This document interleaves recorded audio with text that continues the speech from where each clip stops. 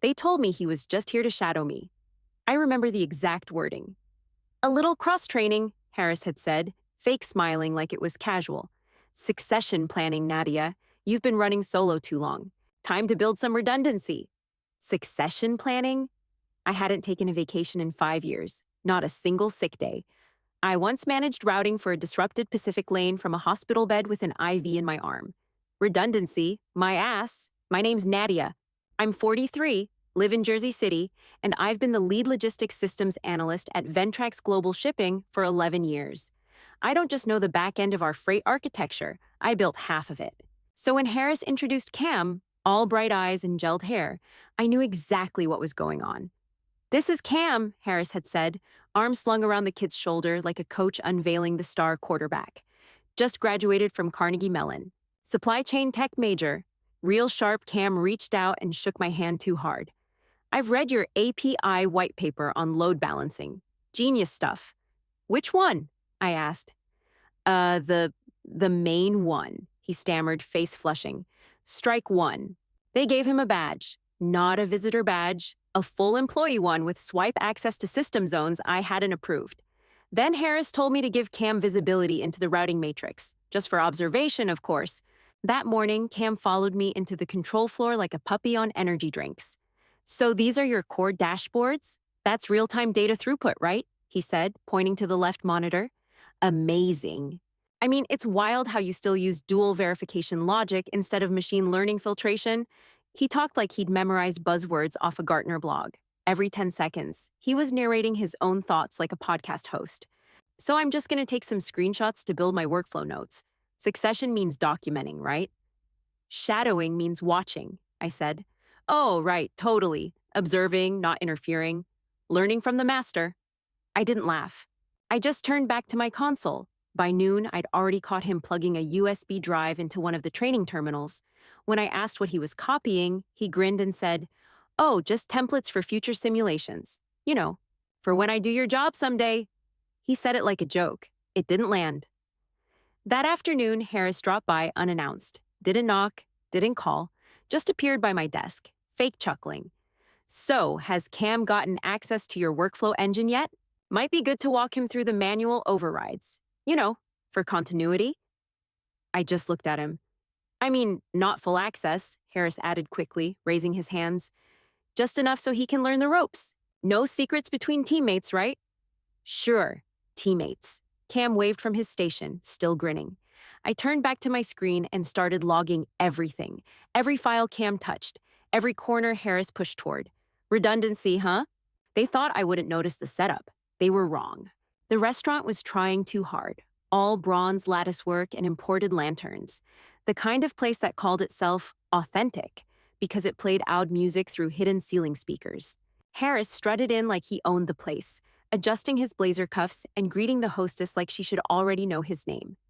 "This is our table," he said, pointing toward a long corner set up near the window. "CEO's arriving shortly. Let's look competent, people." I took a seat at the far end, across from Cam, who was already fiddling with his phone and muttering about freight blockchain like he was prepping for a job interview. "Big day," Harris said, checking his reflection in a spoon. "Kareem is old school but sharp. We just need to impress him enough to keep budget rolling through Q4. Mr. Kareem, CEO of the company's Middle East division, was visiting from Dubai.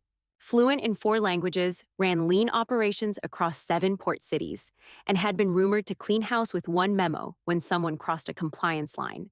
I'd never met him in person, but I'd seen the freight ledgers. Half the international side of our logistics engine wouldn't function without his division. "Where's the assistant?" Harris asked, glancing around. "Layla, the translator." "Delayed," someone replied. "Her flight was rerouted out of Brussels." "Perfect," Harris muttered. "I'll wing it." I raised an eyebrow. "You speak Arabic now?" "Enough for diplomacy," he said, winking like a middle-aged man who once watched a TED Talk on cross-cultural synergy. I memorized a few greetings. Mr. Kareem arrived minutes later, tall, calm, polite. He shook hands all around and thanked us for hosting. Harris launched into a disjointed welcome that somehow included the phrase "shukran" for being a visionary. Then he mispronounced "ahlan wa sahlan" twice and made a joke about lamb shawarma that landed with a thud. Kareem smiled politely and said nothing. Over appetizers, Harris turned the conversation towards systems and growth. I've led the back-end improvements this year, he said, gesturing toward the tablet he brought. We completely revamped the dynamic routing models. I glanced down at the screen. There they were. My routing maps, my diagrams, my timestamps, same layers, same logic trees. Except Harris's name was on every slide. I always say, Harris continued, when your team's too deep in the weeds, you need someone with altitude. Strategy. Kareem nodded slowly. And the actual implementation? Oh, I guided the analysts. Legacy tech is Nadia's domain, of course, he said, flashing a patronizing smile. But she's, let's say, less agile with modern architecture. Cam chuckled. I didn't. My mouth stayed closed. I sipped water and smiled, nodded when someone offered bread, filed every word away like a receipt. Because Harris didn't know. He didn't know I spent 3 years studying in Amman. He didn't know I'd worked on logistics infrastructure with a Jordanian telecom group. He didn't know I was fluent in Arabic, the formal kind, not the Google Translate and Vibes kind. And he definitely didn't know that Kareem, under his breath, had already muttered to himself, "What a small man." I didn't react.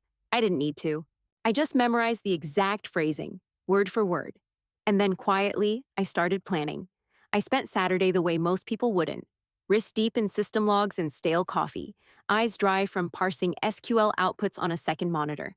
Cam probably thought I was home meal prepping or meditating or whatever LinkedIn told new hires to do on weekends, but I had a different ritual. I started with the freight transaction database. Not the front-end dashboards Cam had been poking around in, the raw records, line item metadata, legacy overrides, archived routing scripts from before our last audit refresh. I filtered by user, H. Robinson, then by timestamp, 2 days after our fiscal quarter closed. That was the first red flag. System overrides are allowed, sure, but only within the reporting window and only under emergency protocols. Harris had filed a manual adjustment code labeled priority port delay to justify the bonus bump on Q2 margins. But there hadn't been any such delay logged in the operational feed. Not on that route, not on any. I opened the margin dashboard archive and cross-referenced it against our compliance playbook. What Harris had done was simple. Backdate an expense, reroute the cost onto a dummy vendor, then override the margin ceiling to trigger an executive payout bonus, all masked under a performance incentive gate that I had built 3 years ago. For emergencies only, I traced the vendor code, VTX-Solutions-G3. No contract, no vendor license, no compliance registration, just a generic name, a PO, box in Hoboken, and 4 wire transfers totaling $61,400 over a 2-month period. That was the moment I stopped seeing it as ego. This wasn't Harris trying to edge me out for credit. This was fraud. Plain and cold. I created a private folder on my encrypted drive and labeled it Harris Freight Fictions. I started cataloging, override logs, payment records, access reports showing Harris logging into the budget console at 11:42 p.m. the night after Q2 closed. Then came the ghost consultants. One invoice flagged as Cross-Market Strategy Workshop, External Advisor.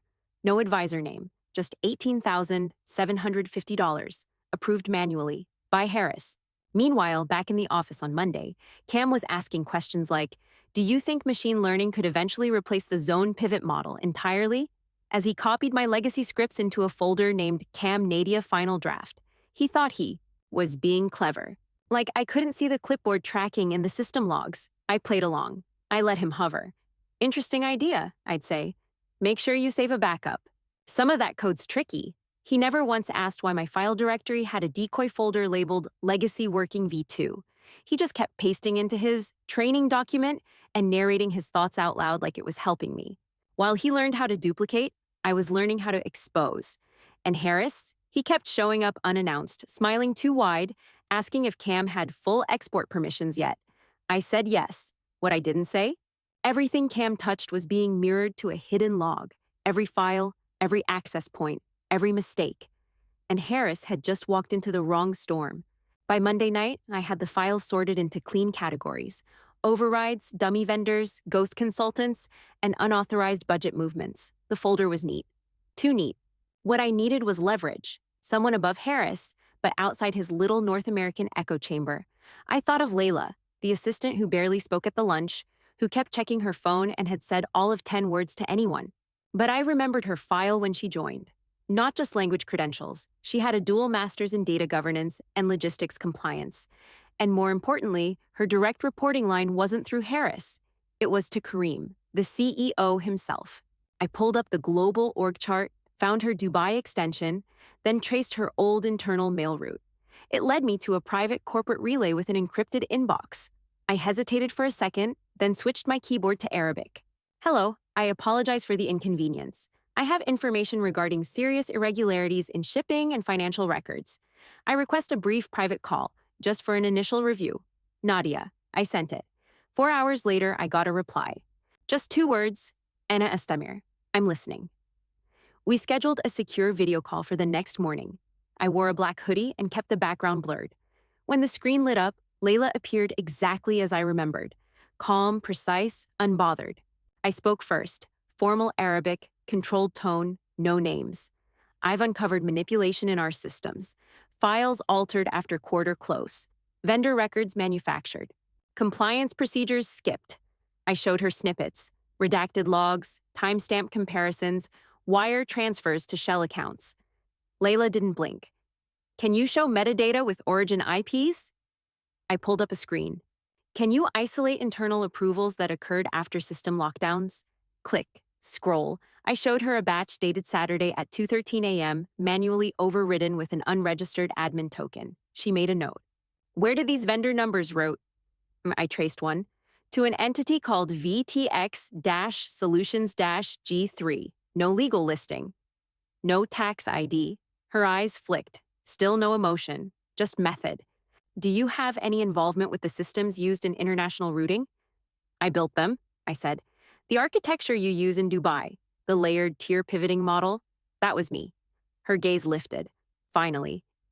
You speak Arabic, you built the freight backend, and your name is missing from every presentation your boss hands over. Yes, she paused. Do you have full files? I nodded. Good, she said. Send me everything, unredacted. I'll handle translation and correlation with our internal audit protocols. You will not speak of this again, not to your peers. Not to your HR, I won't. Another pause. Then her voice softened by half a degree. Thank you. The call ended. No ceremony, no dramatic alliance handshake. But I'd seen enough in her eyes to know this wasn't just an interpreter. Layla wasn't in the room to translate. She was there to decide who stayed in the room. It started with a calendar invite. Subject line, Route Wave handoff and Q3. Brief sender, Harris Robinson. Attendees, Cam, Harris, and not me. I stared at the screen for a full 30 seconds before opening the attachment. The deck was titled Route Wave, Strategic Transition Overview. I recognized the layout immediately. The design was mine. The logistics workflow diagrams, the auto-load calibration visuals, even the predictive delay heat maps, all mine. Only now the slide headers read, Developed under Strategic Direction, H. Robinson, and Cam's name was listed as the incoming project lead. I scrolled faster. There it was, the compliance certificate, stamped, signed, and dated. Approved, except no. That signature at the bottom, it was mine. At least it was meant to look like mine. Same font, same name, but the hash code behind the digital signature didn't match my security key. The file was forged. Worse, the compliance block at the bottom used my custom template from 6 months ago, one I never shared outside my local directory. He hadn't even masked the embedded macro field. I clicked into the metadata, timestamp, 3 days ago. Authored by H. Robinson, original file owner, N. Aziz. I took a screenshot and opened a fresh message to Layla. I kept it short, blunt. Subject, forgery, root wave. This file has been altered. Signature block and code show tampering. 5 minutes passed. Layla replied with one word. Understood. I sat back in my chair, heart steady. They'd tried to gut me, quietly. RouteWave was more than a project. It was the only fully autonomous optimization suite in our pipeline, a system I'd been building for over a year, the first to integrate historical lane data with real-time freight behavior using layered pivoting logic, the backbone of our next-gen routing. And now Cam was being installed as its owner. He probably thought it was a promotion. He had no clue that half the system still ran through encrypted layers he didn't even have clearance for. He was parroting words from my training deck, mistaking them for competence. I knew what Harris was doing. If I pushed back, I'd look emotional, territorial, unable to collaborate, and with RootWave transitioned, I'd have no flagship project to defend. Just a bitter trail of he said, she said over code ownership. Except I didn't need to argue. I had the signature, I had the original file, I had the chain of edits, and I had Layla. Cam knocked on my cubicle wall later that afternoon, grinning. Hey, just a heads up. Harris says we're going to start pulling in some dev support from his old team for RootWave. Should be cool, right? I smiled back. Sure, I said. Cool. He turned, completely unaware that behind him, I was already tagging the forged file into a folder titled proofoftheft.pdf. Let the record show. They tried to erase me. Now the record belongs to me. Cam was getting cocky. He'd started calling the training sessions handoffs. Like the transition was formal. His notes were longer now, but sloppier. All screenshots and copied lines of code with no understanding beneath them. He even titled one doc RatWave Next Gen Tweaks Final V5, like he was the architect and not just the shadow. I let him think it. I started feeding him filtered files, old versions, incomplete routing scripts, demos that looked real but were already deprecated. He never noticed. He just smiled, thanked me, and said things like, "This is exactly what Harris meant by knowledge transfer." Right. Behind the scenes, I renamed my master directory, Scorched Manifest. Inside it, I wasn't just storing evidence anymore, I was finalizing it. Logs, yes, but also Slack exports, email headers, metadata on every forged document, every change Harris made after midnight. Every time Cam accessed a folder with an underscore archived suffix and pasted it into his notes like it was cutting edge. I created a subfolder called Audit Trail HR, where I dropped the real gold. That's where I stored the screenshots, like the one from last Tuesday, when Harris logged into my machine remotely at 11:09 p.m. from an unregistered IP. He must have thought I wouldn't notice. But the system tracks everything: login source, session duration, file access. It's all time-stamped and uneditable. I took a picture of the screen, just in case, then exported the system log, then copied the screenshots to an external air-gapped drive. Then I made another copy, and another. I mirrored Scorched Manifest to 3 places: one at home, one in the cloud under an alias, and one tucked quietly into a hidden folder in the company's outdated legacy file server. That last one was bait. I left it there on purpose, labeled innocently as Team Resources Old. Let them snoop. I wanted them to. At work, I played the role: calm, neutral, supportive. Cam kept stumbling through workflows he didn't understand. He broke a load sequencing table and didn't realize until a vendor pinged us with a failed run. I logged it, timestamped it, and added it to the performance notes file I had quietly started on him. Harris stopped by again on Friday, standing too close to my monitor like always. "How's the training going?" he asked, watching Cam from across the floor. "Great," I said. "He's learning fast." Harris nodded, satisfied. "He's gonna do big things, especially once he fully takes the reins." I smiled. I had one earbud in, the other dangling. Layla's voice, earlier that day, still echoed in my head. "The board meets in 9 days. Send everything. Include the forgery." I already had. I wasn't collecting anymore. I was staging. A clean trail, verified metadata, a kill shot dressed as documentation. And they hadn't noticed a thing. The silence I gave them wasn't retreat. It was permission to keep walking straight into the fire. The subject line hit my inbox like a bell toll: Q3 realignment briefing, transition planning and strategy. I clicked it open slowly. The invite was vague, full of harmless corporate filler.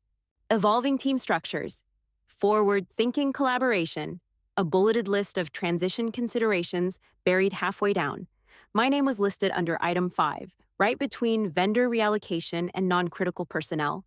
I read it twice, then deleted it from my inbox, because that same morning, 4:50 a.m. Dubai time, a different email went out.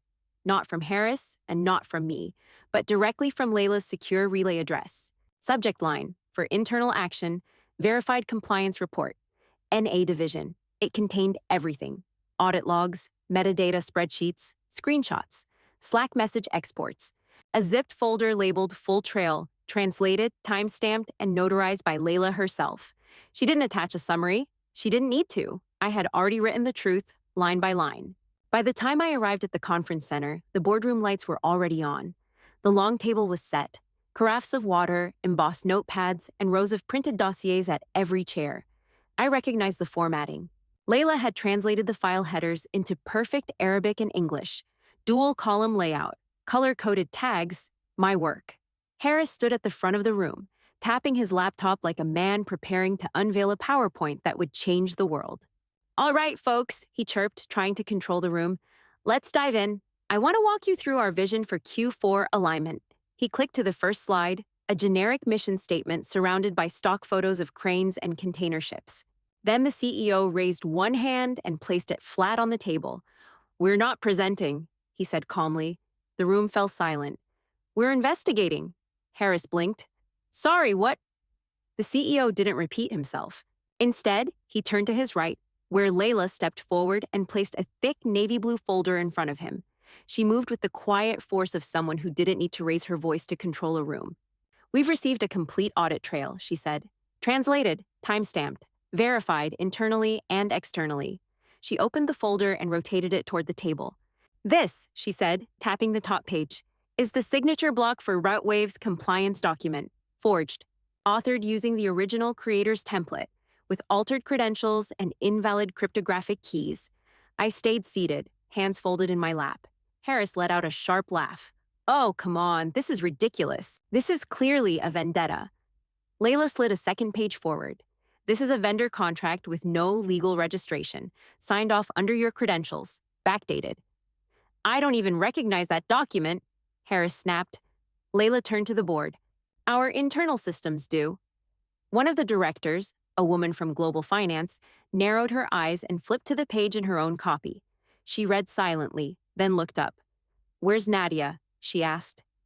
I stood, calm, steady. No one else spoke. I didn't say anything grand. I didn't need to, because the evidence already had my voice. Harris, flustered now, pointed a finger. This is a coordinated takedown.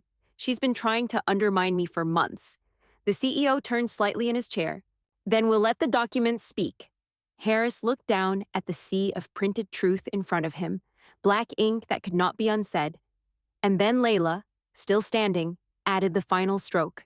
She reached into her folio and produced one last document. Operational metadata confirms these actions violated 6 compliance policies, 3 interregional protocols, and the company charter. She didn't raise her voice. She didn't have to. Because now, every head in the room had turned toward Harris, not with respect, but with recognition. The trap had sprung, and I was no longer the one being evaluated. Layla stood at the head of the room, posture perfect, folder open.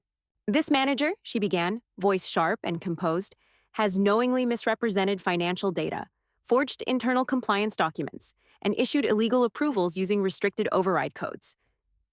The room didn't move. It didn't need to.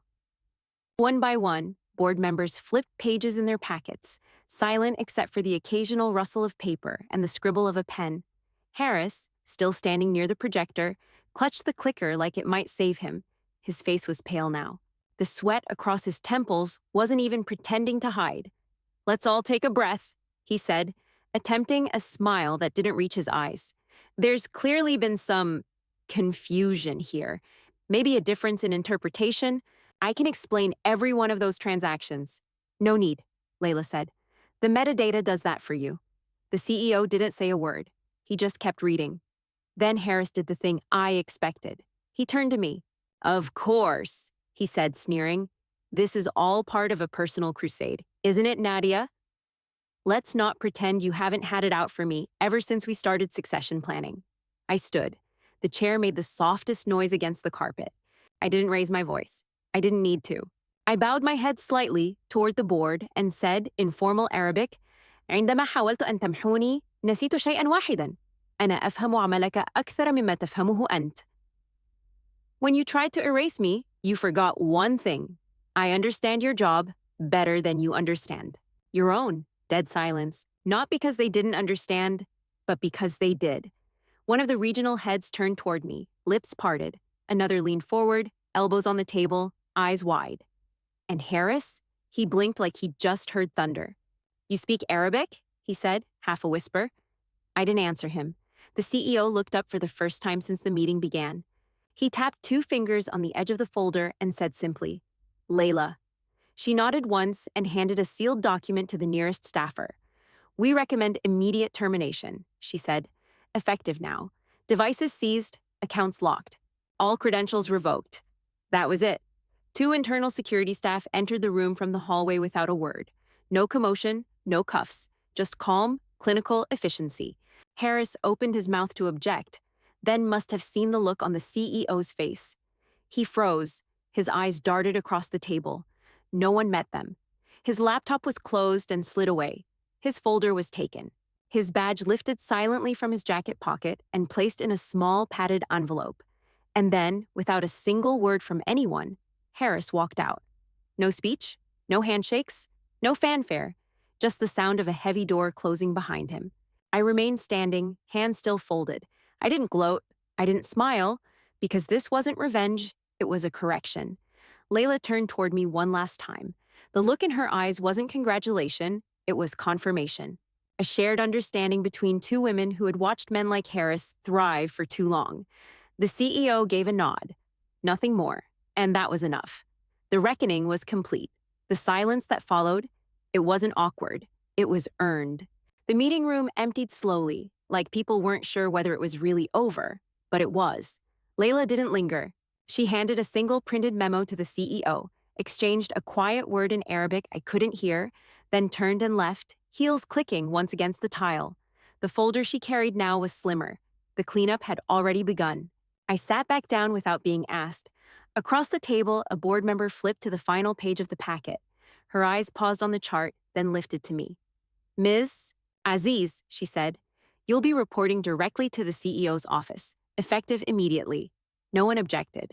No one even blinked.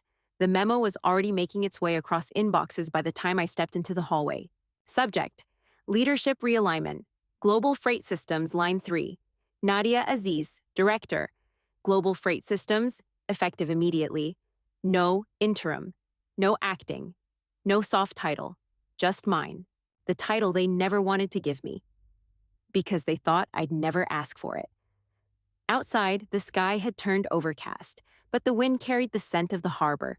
Salt, iron, diesel, my kind of perfume.